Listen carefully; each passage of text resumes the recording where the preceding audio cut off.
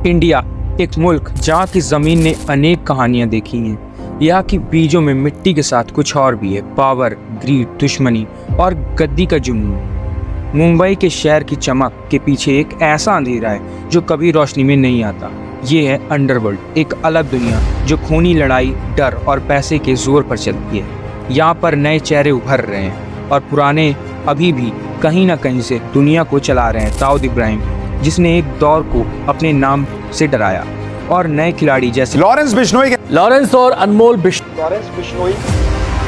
बिश्नोई और गोल्डी बरार जो अपनी अलग पहचान बनाते जा रहे हैं। ये वो दुनिया है जिसमें शक्ति और खौफ ही असली मुद्दे हैं। आज हम इस दुनिया को जानते हैं।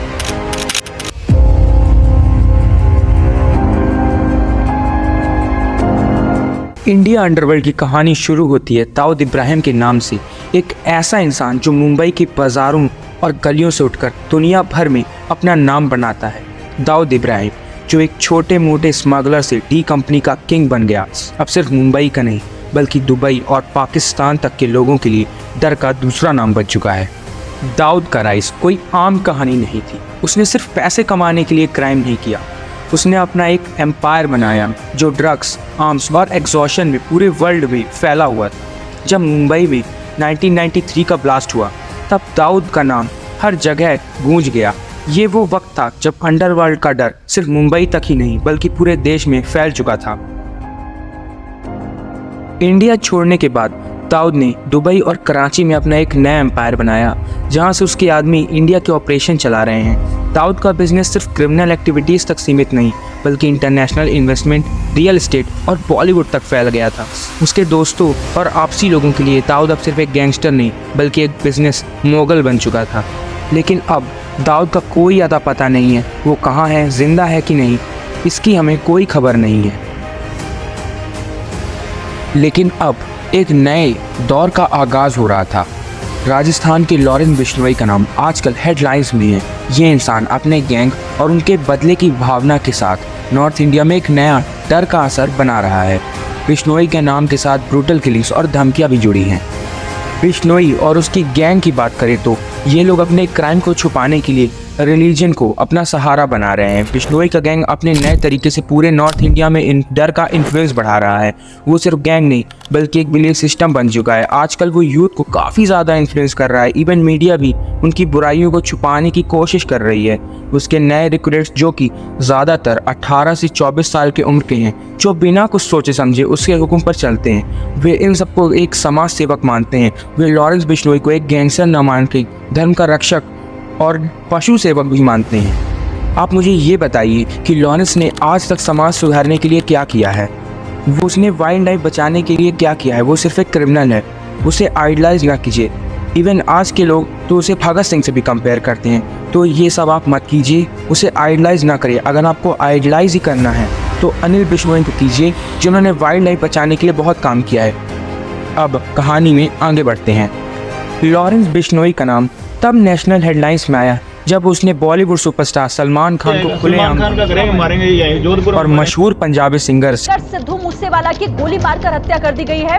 बिश्नोई गैंग का ये तरीका, जिसमें धमकी और बदला है, उसके गैंग के नए तरीके को दिखाता है जो दाऊद के ज़माने से बिल्कुल अलग है।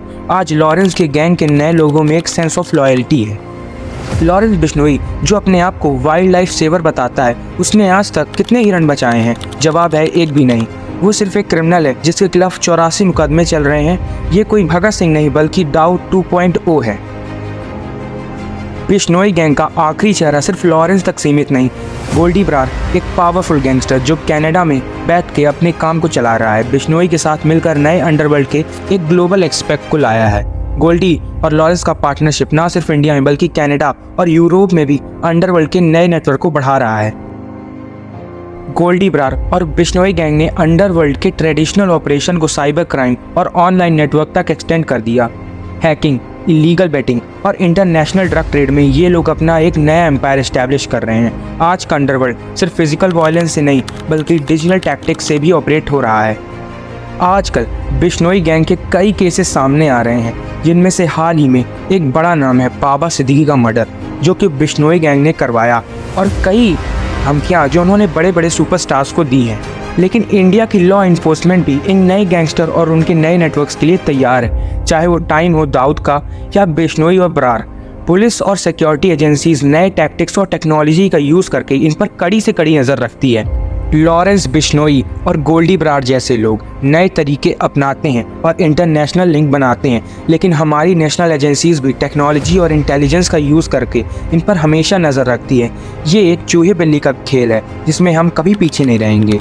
अंडरवर्ल्ड का असर हर जगह है, कभी देखा और समझा जा सकता है और कभी सिर्फ महसूस किया जा सकता है। दाऊद इब्राहिम से लेकर लॉरेंस बिश्नोई और गोल्डी बरार तक, ये एक ऐसी दुनिया है जो हमेशा बदलती रहेगी। जब तक शक्ति और पैसे की भूख है और जब तक कुछ लोगों के दिलों में डर और गुस्सा है, तब तक ये दुनिया जिंदा है। ये है इंडिया अंडरवर्ल्ड की असली तस्वीर, एक अंधेरा जो रोशनी के सामने तो नहीं आता, लेकिन जिसकी परछाई पूरी सोसाइटी पर पड़ती है। मैं नमो शुक्ला आपसे ये अनुरोध करता हूँ कि आप किसी भी गैंगस्टर से इन्फ्लुएंस मत होइए और किसी भी क्रिमिनल को आइडलाइज ना करें। ये क्रिमिनल्स कभी भी अपने जीवन को शांति से नहीं जी पाते, इन्हें हमेशा पुलिस का डर रहता है। ये हमारे आपके जैसे कभी भी खुल के नहीं जीते। धन्यवाद।